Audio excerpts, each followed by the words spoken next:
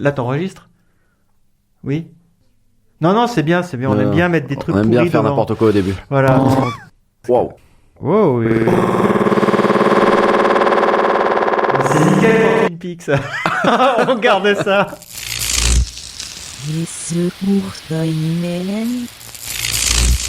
L'idée, c'était d'essayer, pour une fois, de faire un épisode straight, donc un truc où on dit pas de donc, du coup, et d'essayer de proposer un épisode de lore. Tu vas me faire croire que t'as jamais écrit donc.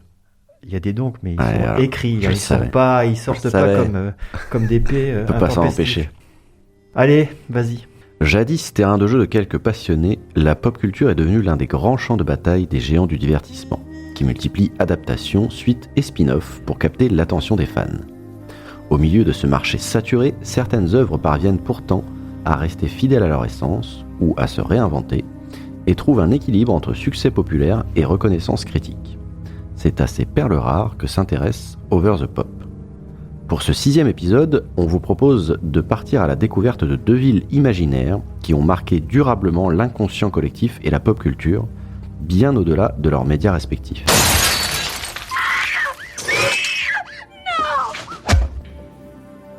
Bienvenue donc pour une exploration parallèle de Twin Peaks et de Silent Hill.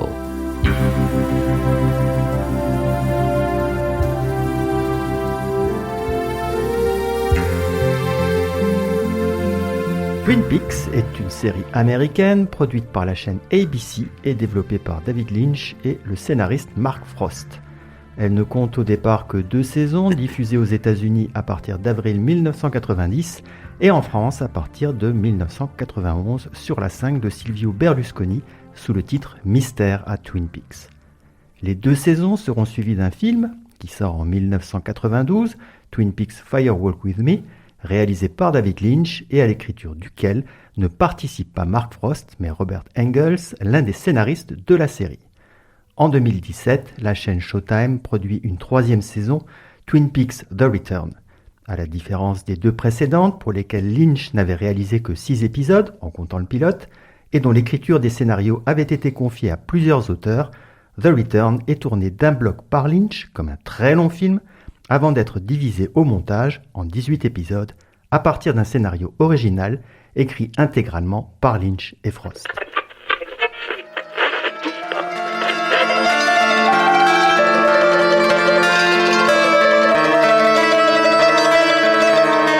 Silent Hill est une saga vidéoludique japonaise produite par Konami et initialement développée par la team Silent, qui regroupe des créateurs comme Keiichiro Toyama, Masahiro Ito ou Akira Yamaoka, le compositeur de la musique, qui devient également producteur de la série à partir de Silent Hill 3.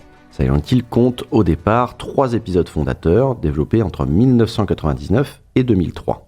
Le premier opus impose une vision de l'horreur psychologique inédite à l'époque, qui utilise un contexte américain passé au filtre de la sensibilité japonaise. Ces jeux seront suivis d'un premier film, Silent Hill, en 2006, réalisé par Christophe Gans.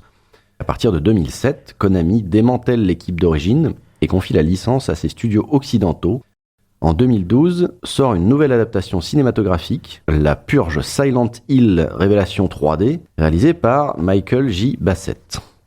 En 2014, un projet de renaissance majeur est initié avec Silent Hills, sur lequel on ne va pas s'étendre maintenant, puisqu'on y reviendra dans la 2e partie de l'émission. Après 10 années d'hibernation, la saga fait de nouveau parler d'elle, avec la sortie en 2024 d'un remake de Silent Hill 2, développé par le studio polonais Bloober Team, pour le compte de Konami. La même année, l'éditeur japonais propose également un nouveau jeu, Silent Hill F, qui renoue avec l'ADN originel impulsé par la team Silent, mais dont l'intrigue se situe cette fois dans le Japon des années 60, dans la petite ville d'Ebizugaoka. Pour finir, en 2026, Christophe Gans vient de réaliser Retour à Silent Hill, l'adaptation cinématographique de Silent Hill 2, dont le résultat est, semble-t-il, plutôt mitigé. Mais c'est rien par rapport à ce qui suit, puisque le film se termine sur l'image la plus terrifiante que l'esprit humain n'ait jamais imaginée. Un buisson. Maintenant qu'on sait d'où viennent les projets Twin Peaks et Silent Hill, on va s'intéresser à ce que ces 2 œuvres racontent.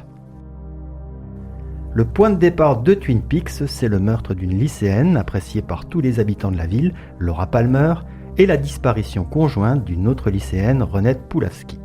Ce qui entraîne l'envoi sur place d'un agent du FBI, Dale Cooper, qui va superviser l'enquête aux côtés du shérif de Twin Peaks, Harry Truman, et de ses hommes.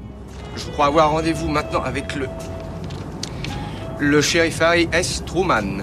Je ne devrais pas avoir de mal à me rappeler son nom. Il devrait m'attendre au mémorial si tout va bien. Je suppose qu'il va me conduire en salle de réanimation où ils ont admis la fille qui errait dans la montagne. Une fois que je l'aurai vu, je chercherai un motel. Je suppose que le shérif va m'indiquer un endroit bien à un prix modique. C'est ce que je veux. Un endroit bien à un prix modique. Oh, j'allais oublier. Faut que je sache quels sont ces arbres. Ils sont vraiment étonnants.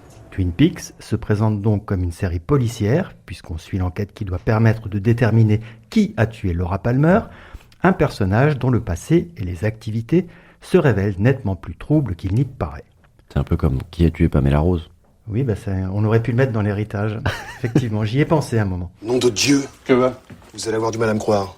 Pamela Rose possède une photo de moi. Autour de ce fil rouge policier viennent se greffer bon nombre d'arcs narratifs périphériques impliquant toute une galerie d'habitants de la ville et qui renvoient volontairement au code du soap opera, un genre télévisuel où s'entremêlent relations adultères, lutte pour l'argent et ambition personnelle. Un genre qui compte parmi ses fleurons des chefs-d'œuvre incontournables comme Les Feux de l'amour, Santa Barbara ou plus récemment Plus belle la vie et Un si grand soleil. Ouais, c'est Montpellier. Pardon. Vas-y, j'arrête. On notera au passage que de manière méta, Lynch et Frost ont eu l'idée géniale d'inclure dans l'intrigue de Twin Peaks un programme de soap opéra complètement kitsch, Invitation à l'amour, que plusieurs personnages de la série suivent à la télévision. Rapidement, Twin Peaks se teinte d'une coloration surnaturelle, voire fantastique, de plus en plus importante, un surnaturel qui semble lié à la ville elle-même et à ses environs. En dehors de ses qualités d'écriture, aux soins apportés à la mise en scène, en particulier dans les épisodes tournés par Lynch, à la musique envoûtante composée par Angelo Badalamenti, à sa portée philosophique, mystique et cryptique qui donne lieu aujourd'hui encore à d'innombrables exégèses, Twin Peaks constitue une pierre blanche dans le domaine de la télévision parce qu'il s'agit notamment d'une des premières séries à avoir été créée par un réalisateur reconnu, issu du monde du cinéma, et à avoir développé son intrigue principale sur l'ensemble de ses épisodes, à une époque où la norme était plutôt celle des épisodes indépendants. Pour ce qui est de l'histoire de Silent Hill, on va rester concentré sur les 3 premiers épisodes, qui forment le socle fondateur de la saga, et une sorte d'unité narrative, même si Silent Hill 2 s'offre une nette bifurcation par rapport au premier et au troisième. À l'origine, Konami souhaitait proposer une réponse au succès phénoménal du jeu Resident Evil de Capcom avec une expérience d'horreur forte. Le point de départ de Silent Hill 1, c'est l'accident de voiture de Harry Mason qui se rend dans cette petite station balnéaire pour des vacances avec sa fille adoptive. Cheryl? Is that Cheryl? Alors qu'il approche de la ville de nuit, la silhouette d'une fillette apparaît brusquement au milieu de la chaussée. En tentant désespérément de l'éviter, Harry braque brusquement et provoque la sortie de route de son véhicule. À son réveil, Cheryl a disparu et Harry part à sa recherche dans les rues de Silent Hill, noyé dans un inquiétant brouillard. What is this? What's going on here? Dans Silent Hill 2, on suit James Sutherland, attiré à Silent Hill par une lettre de sa femme Mary, pourtant décédée 3 ans plus tôt, des suites d'une longue maladie. Le jeu, considéré à ce jour comme le meilleur de la saga, assume pleinement le concept d'une Silent Hill vue comme le catalyseur et le miroir des névroses du personnage principal de l'histoire. Enfin, Silent Hill 3 boucle la boucle en mettant en scène Heather, une adolescente qui découvre qu'elle est la réincarnation de Cheryl et qui part pour venger la mort de son père, Harry Mason.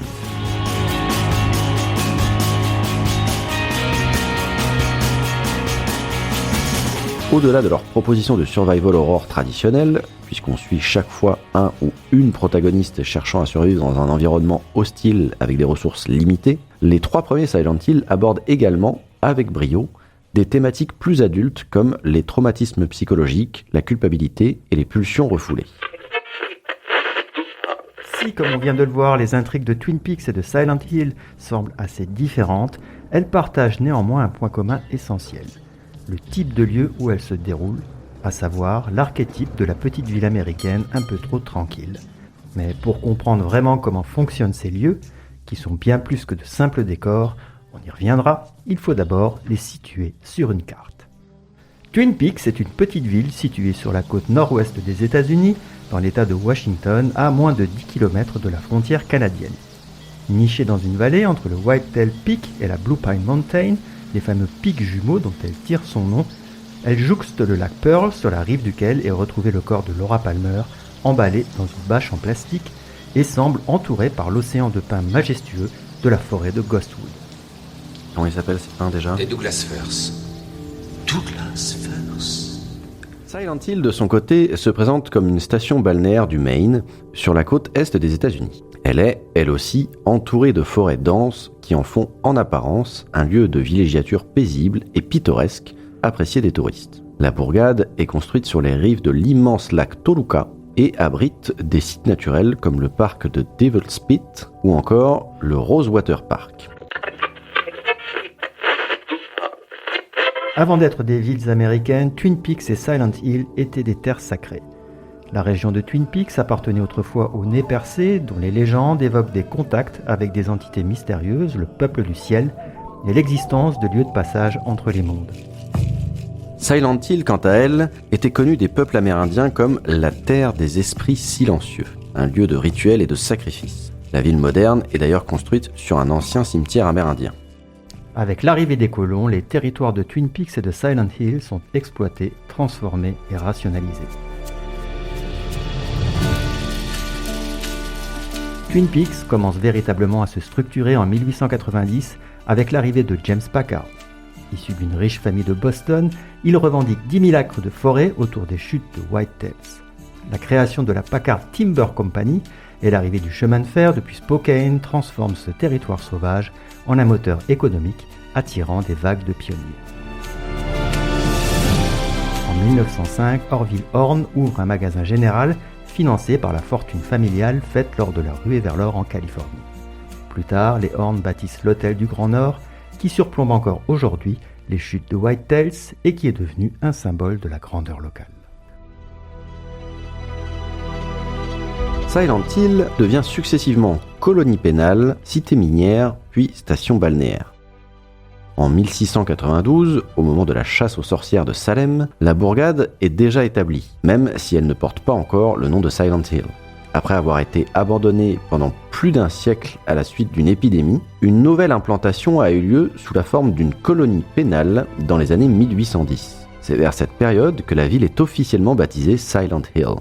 L'économie décolle véritablement en 1850 avec la découverte d'un important gisement de charbon, entraînant l'ouverture de la mine Wiltse et une relance de l'activité locale. Au début des années 1900, les ressources en charbon s'épuisent et la ville décide d'exploiter ses paysages naturels pour devenir une station balnéaire. La ville reste une destination prisée jusqu'au début du premier opus de la saga.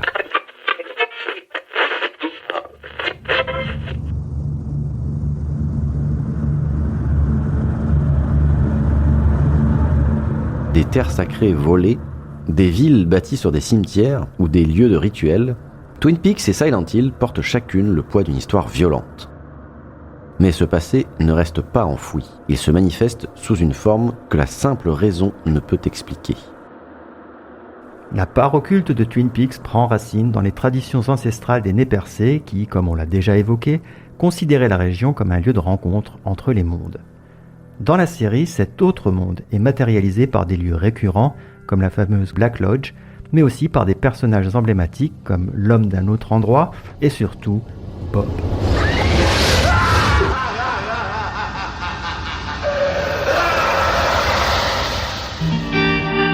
La Black Lodge apparaît comme un ensemble de pièces et de couloirs tapissés de lourds rideaux rouges et d'un sol en chevron noir et blanc.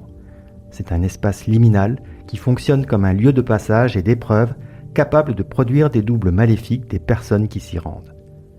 Au sein de la Black Lodge se trouve la Red Room, une antichambre aménagée comme une sorte de plateau de télévision avec ses fauteuils confortables, ses statues antiques et ses lampes rétro qui créent un décor à la fois familier et profondément inquiétant. Cette inquiétante étrangeté est encore renforcée par le fait que tous les habitants de la Black Lodge parlent et se déplacent de manière bizarre, Lynch ayant filmé ses acteurs en leur faisant jouer les scènes à l'envers avant de les diffuser à l'endroit. This is the waiting room.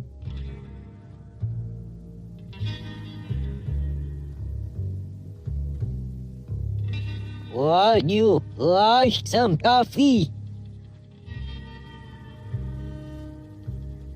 Some of your friends are here. Lorsque l'agent Cooper se rend dans la Red Room par l'intermédiaire des rêves, il est accueilli par un petit homme en costume rouge qui danse parfois sur de la musique jazzy. Surnommé l'homme d'un autre endroit, cette entité peut être considérée comme le maître de cérémonie de la Black Lodge.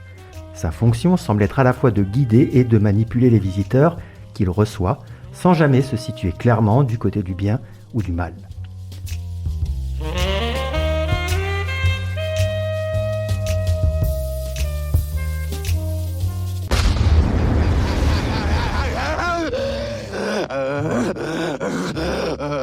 Pour finir, l'entité la plus terrifiante de l'univers occulte de Twin Peaks est Bob.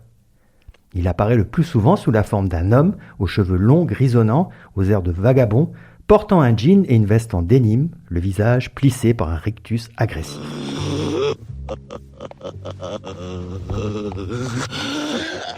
Bob est une force de malveillance pure, capable de franchir le voile entre les mondes pour posséder les humains. Sous son influence, ses hôtes deviennent des instruments de violence extrême, tandis que leur esprit conscient crée des blocages psychologiques pour occulter la réalité de leurs actes. He can't ask for your soul. I will.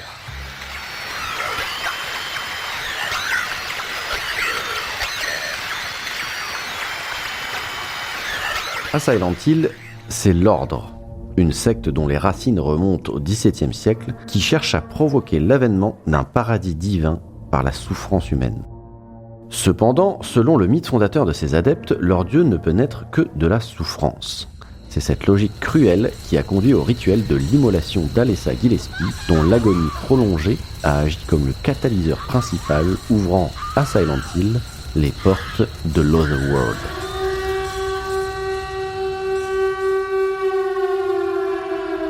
Cette Otherworld, en français Autre Monde, est une dimension paranormale qui possède plusieurs strates et qui existe en parallèle de la réalité. Il fonctionne comme un miroir du désordre mental et des traumatismes de celui qui le déclenche. Souvent annoncé par le son d'une sirène, ce phénomène fait basculer l'environnement de Silent Hill dans une version tordue et organique d'elle-même, faite de rouille, de sang, de grillage et de chair à vif.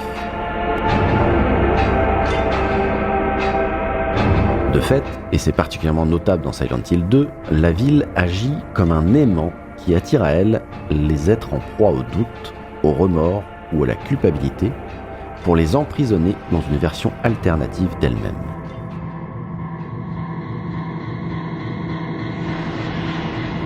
Les forces occultes à l'œuvre dans les univers de Twin Peaks et de Silent Hill sont anciennes, puissantes et profondément ancrées dans l'histoire des lieux.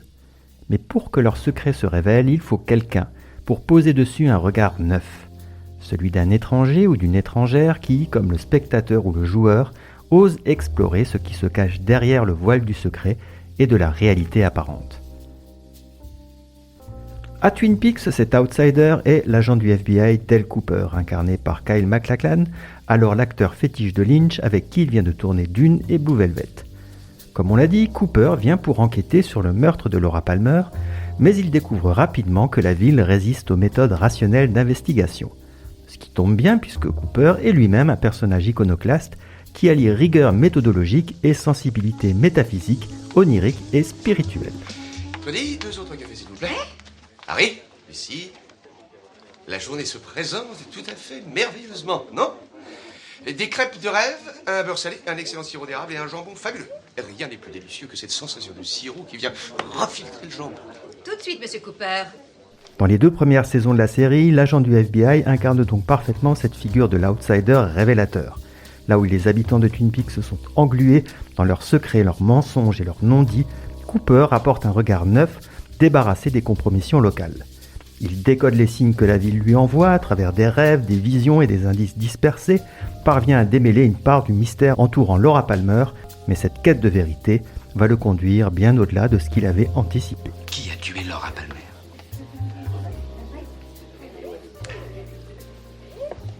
Il faut que je vous parle du rêve que j'ai fait cette nuit.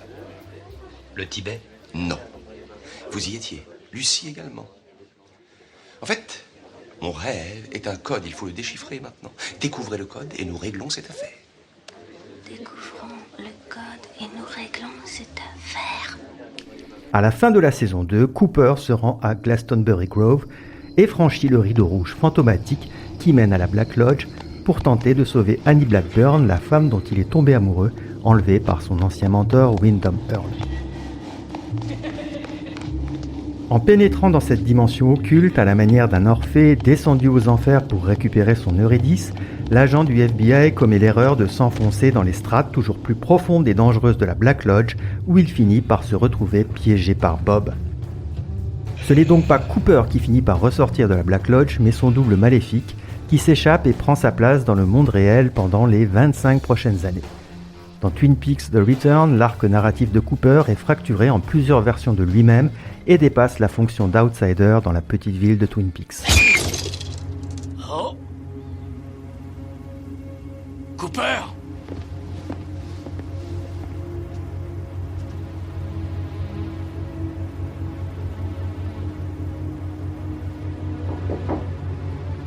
Cooper, ça va? Cooper! Où est Annie? Où est Annie? Où est Annie?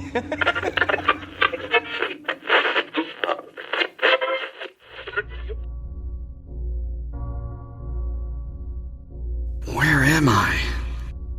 Dans Silent Hill, Harry Mason incarne la figure du voyageur involontaire, happé par le labyrinthe sans l'avoir choisi. You from around here? Why don't you tell me what happened? Wait a second, I'm just a tourist. I came here for a vacation. I just got here.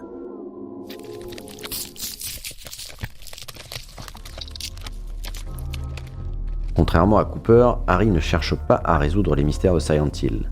Il est un père ordinaire dont le trajet banal se mue en un voyage initiatique. Dès son accident et la disparition de Cheryl, la ville se referme sur lui. Harry avance alors sans clé de lecture au préalable. Il ne comprend pas les règles du lieu, mais persiste par amour pour sa fille adoptive, moteur unique qui le pousse à traverser les strates du cauchemar. Where do you think you're going? My daughter. I've got to find her. No way. It's dangerous out there. In that case, I need to find her now. Cheryl's my little girl. I can't just leave her out there by herself.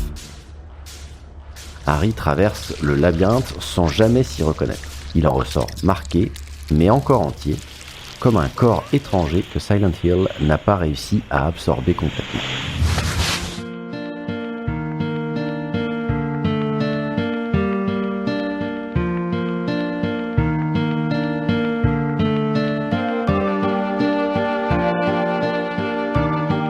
In my restless dreams, I see that town.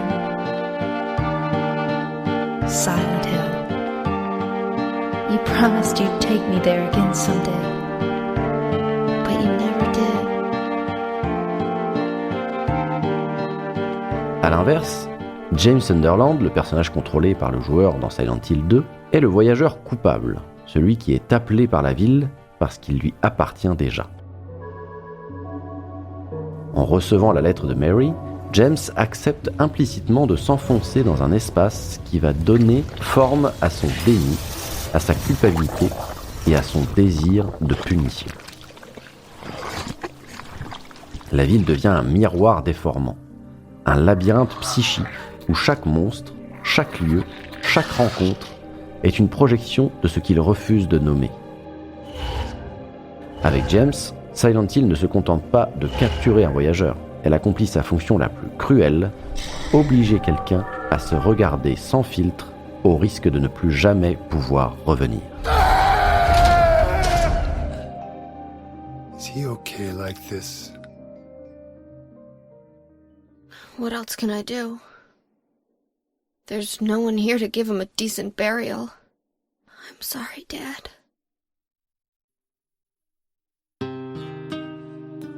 What do you do now? I'm going to Silent Hill. Enfin, Heather Mason, l'héroïne de Silent Hill 3, incarne la figure de l'outsider qui refuse d'être le jouet d'un destin imposé.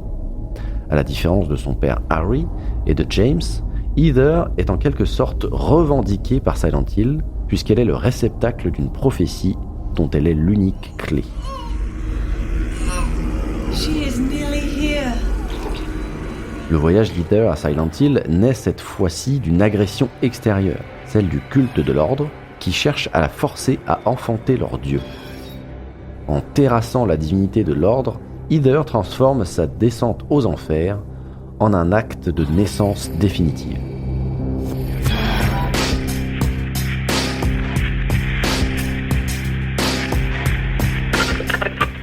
Il ne vous aura sans doute pas échappé que Twin Peaks et Silent Hill partagent un certain nombre de points communs avec d'autres œuvres qu'on trouve dans différents médias. On pourrait par exemple citer les nouvelles de Lovecraft centrées sur la ville d'Arkham, les nombreux romans de Stephen King situés à Derry ou à Castle Rock, le jeu vidéo Alan Wake qui se déroule à Bright Falls, ou encore la série française Zone Blanche. Dans tous les cas, l'intrigue s'organise autour d'une petite ville fictive où quelque chose ne tourne pas rond. Dans tous les cas, cette ville n'est jamais un simple décor. Elle fonctionne à la fois comme une entité à part entière, dotée d'une mémoire, d'un passé trouble, de secrets enfuis qui finissent immanquablement par se manifester, et comme un espace mental qui confronte les personnages à leur propre zone d'ombre. Dans tous les cas, la découverte de ces secrets passe par un regard extérieur, celui d'un nouvel arrivant, d'un enquêteur ou encore d'un ancien habitant de retour après une longue absence. À travers ce personnage d'outsider, on explore la ville, ses non-dits et ses zones interdites, jusqu'à comprendre que l'enquête porte moins sur un mystère précis que sur l'identité profonde du lieu et sur les parts d'ombre qui habitent l'outsider lui-même. À bien y regarder, toutes ces œuvres forment donc un sous-genre à part entière, à la croisée du polar, du fantastique, de l'horreur et du drame intime, qu'on pourrait appeler le Town Opera, vis-à-vis duquel les créations de David Lynch, Mark Frost et la Team Silent constituent des jalons majeurs et des sources d'inspiration intarissables. Twin Peaks et Silent Hill nous rappellent que les meilleures histoires ne se contentent pas de nous divertir. Elles nous transforment, elles nous hantent.